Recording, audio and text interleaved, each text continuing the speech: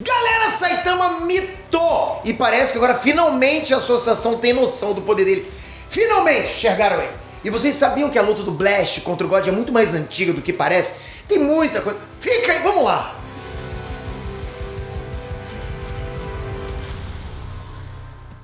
Inês Trans, Peter aqui! Pra você que tá aí aprendendo a desenhar, acelerar o aprendizado em alguns meses, até algumas semanas, mudaria alguma coisa na sua vida? Aumentaria seus resultados? Se eu estivesse no teu lugar, eu diria que sim. Pensa comigo, você conseguiria se tornar fera em várias técnicas de desenho em bem menos tempo do que você levaria normalmente. Presta atenção, eu vou falar uma vez só. Existe um treinamento capaz de te oferecer isso, que te entrega um conhecimento de desenhistas profissionais em curta caminhos. Esse treinamento é o Desenhando Animes. São mais de 10 módulos completos com aulas super práticas do básico ao avançado para você aprender a desenhar de verdade e não só ficar copiando o desenho pré-pronto, sabe? Bota na tua frente e copia, não é isso. Você vai ter o passo a passo para fazer o desenho que você quiser na posição e no estilo que você quiser. Se você quer aprender a desenhar os seus personagens favoritos ainda hoje, aperta o link da descrição. Galera, mais uma vez eu vou trazer análise de 2 capítulos de One Punch Man, porque o capítulo 172 foi muito curtinho, não aconteceu nada demais nele. Mas em compensação, o capítulo 173 foi muito revelador, sabe? Mostrou pra gente alguns segredos que a própria Associação de Heróis guardava sobre o Blast. Tem coisa pra gente falar hoje. Então não perde tempo, já se inscreve no canal. Vocês sabem, aqui a gente conversa sempre nerdice, pura e simples, o core business, nada além disso. Então se você curte animes, séries, cinema, super-heróis, quadrinhos e quer conversar com uma pessoa que realmente ama isso e que lê, realmente adora isso, adora esse universo, todo dia de noite, senta lá na cama e fica até as 3, 4 da manhã lendo. Então você tá no canal certo, se inscreve aqui, ativa o sininho e essa jornada é longa entre a gente. Obrigado. Galera, bora lembrar que no capítulo 171, o Saitama adotou um cachorro que era, na verdade, um monstro da Associação de Monstros. Só que nisso, o Esperma Negro, ele mesmo, ele se aproximou dele fingindo ser um macaquinho para também ser adotado pelo Saitama, porque ele não tinha pra onde ir. Olha a malandragem do Esperma Negro. Só que o Saitama não queria ficar com ele. Ele dizia que, tipo, mal ia conseguir cuidar do cachorro. Então, o próprio Esperma Negro parou de fingir que era um macaco e ficou insistindo pro Saitama deixar ele morar no apartamento dele, nem que fosse na casinha do cachorro. Ele até se ofereceu para cuidar do cachorro lá, enquanto o Saitama estivesse fora de casa. Ou seja, tava manipulando o Saitama, né? Enfim, mesmo o Saitama negando tudo isso, acabou que tanto o Rover quanto o Esperma Negro seguiram o Saitama lá até o novo condomínio de luxo da Associação de Heróis, que é um condomínio onde só moram pessoas ricas e heróis classe A ou S. Só que quando o Saitama chegou no portão, o sistema de defesa detectou a presença de monstros, que são o Rover e o Esperma Negro.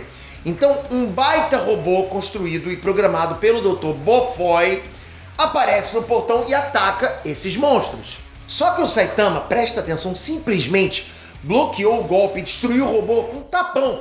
Vá, sai daqui! Aí logo em seguida apareceram outros robôs também, bem mais equipados, dessa vez, tipo, muito mais upgrade, que por sinal me lembram muito aquelas máquinas do filme Guerra dos Mundos, inclusive, não sei se vocês leram esse mangá. Bom, leram o mangá, no caso eu tô falando do mangá, né, só que lembra um filme. Esse robô, ele começa a tirar uma chuva de tiros, mas o Saitama ignora todos eles e também destrói todos esses robôs com um tapão. Seria um tapão sério ou um tapão de brincadeira? Não sei, mas destruiu tudo. Todo esse barulho, né, essa zorra toda chama a atenção da Associação de Heróis, que vai ver o que aconteceu, o que tá acontecendo lá, né? Um dos membros da associação ainda diz que aquilo representa um prejuízo de bilhões. E é claro que isso deixa o Saitama se cagando de medo, né? Porque o problema dele não é tomar porrada e tiro, o problema dele é ter que pagar algo que ele quebrou. Pô, ele tá juntando dinheiro dele pro mercadinho, mas ele tem que gastar isso pagando bilhões, né? Aí um executivo da Associação de Heróis pergunta pro Saitama o que foi que aconteceu. E o Saitama só diz que os robôs estavam com um defeito, explodiram. Deu um migué, né? Mas ninguém acredita nele. Mas isso até o homem mais forte do mundo aparecer.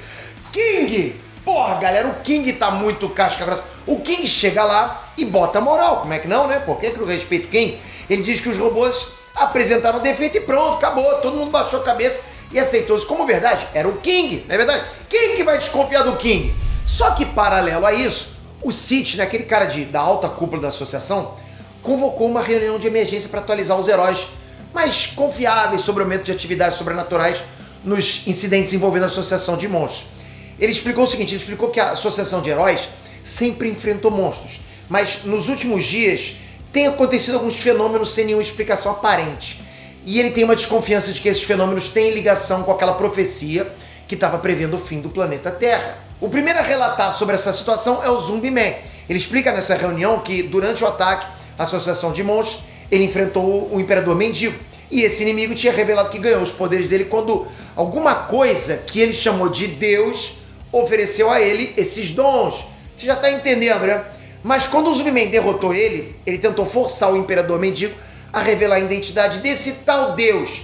E quando ele estava prestes a falar, ele acabou sendo morto e transformado em cinzas. Mas depois que o Zumbi-Man disse isso, o Flash perguntou, né, se durante isso ele teve algum tipo de contato telepático com alguém. E ele perguntou isso porque quando ele estava soterrado junto do Saitama, os dois tiveram contato telepático com o God, que também ofereceu poderes a eles, mas que havia dito que se eles não fossem dignos desse poder, as almas deles seriam confiscadas.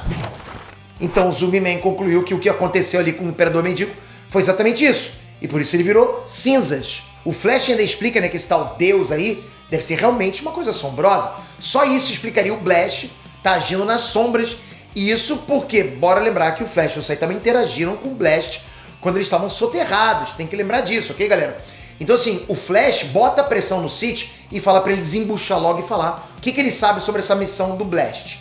O City, então, ele conta uma coisa que ninguém, além dele, sabia. O Blast já investiga o God há 20 anos. E ele fazia isso com uma equipe de heróis na Terra. Dá até pra ver um herói que é tipo um ninja de costas lá, que provavelmente era parceiro dele, a gente vê isso. Aí durante todo esse tempo, eles já tinham descoberto que aqueles cubos pretos faziam as pessoas se transformarem em monstros. Só que 2 anos atrás, finalmente o God apareceu pessoalmente pro Blast, enquanto ele lutava contra a Centopeia Anciã, né? Isso explica muita coisa. Vocês lembram que na segunda temporada o King disse que o Blast lutou contra a Centopeia Anciã e ela acabou fugindo? Vocês lembram disso, né? Pois agora tá explicado o motivo. O Blast deixou ela fugir porque o God apareceu. Evidentemente o Blast não aceitou os poderes que o God ofereceu pra eles, então eles começaram a lutar. É lógico, tá tudo se encaixando. O Blast ficou todo quebrado e o God desapareceu. E isso explica aquela baita cicatriz que o Blast tem no rosto. De qualquer forma, é importante deixar claro que sim, Blast e God já lutaram, mas por algum motivo ele foi o único até o momento que conseguiu ver o God fisicamente, realmente lutou com ele. E o City guardou essa informação o tempo todo. E o City ainda explica que o Blast é o único realmente apto para lutar contra o God, porque ele tem poderes de manipulação do espaço-tempo.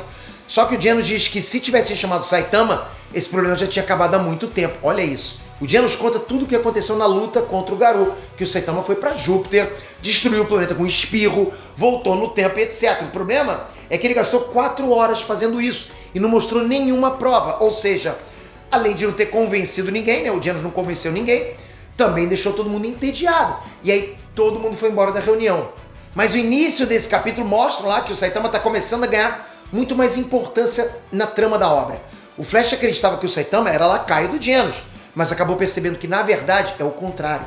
E ele chega à conclusão que o Saitama é um diamante bruto que precisa ser lapidado. Galera, isso tá ficando bom. Isso tá maneiro demais. Pô, não é possível. Não é possível. Quem é que não tá gostando disso? Bom, o Mai Mask, ele percebeu que o Genos tem um apreço muito grande pelo Saitama e começa a cogitar transformar o Saitama num herói ideal. O Zumbi-Man, quando ouve o nome de herói do Saitama, que é careca de capa, ele lembra que o Dr. Genos falou pra ele que esse herói perdeu o cabelo dele em troca de remover o limitador. O Dr. Malfoy também percebeu que foi o Saitama que destruiu todos os robôs dele. E ele percebeu que o Saitama pode ser uma grande ameaça para os planos dele. Só que pra mim, o melhor foi exatamente esse trecho onde o City está falando sobre o God e ele diz que as intenções com a dimensão do God estão aumentando e que deve ter alguma coisa na dimensão deles que está atraindo o God. E no exato momento em que isso é dito, o mangá mostra exatamente o Saitama, galera. Mano. Galera, para todo bom entendedor, meia palavra basta. God está sendo atraído pelo Saitama. É o Saitama que só com a presença dele está atraindo o God. Isso dá muito pano para manga. Então vocês podem esperar que nos próximos dias vai rolar muita teoria. Não esquece, galera, deixei o link aqui embaixo do Desenhando Animes. Clica, conhece, bora desenhar seu próprio mangá, que nem o One, né? Tem que fazer isso também você. Ele começou rabiscando, hoje tá escrevendo One Punch Man, casca grossa demais. Vamos tentar desmembrar, vamos tentar analisar tudo que pode acontecer. Isso é gostoso demais. Eu amo esse trabalho, galera. Obrigado de coração. Vou ficar aqui conversando com vocês sobre One Punch Man. Então, galera, pra não perder os próximos, olha, se inscreve aqui no canal, ativa o sininho. Obrigado de coração, espero você no próximo vídeo com o sininho, hein? Tô voltando já já. Valeu, galera, até a próxima. Fui!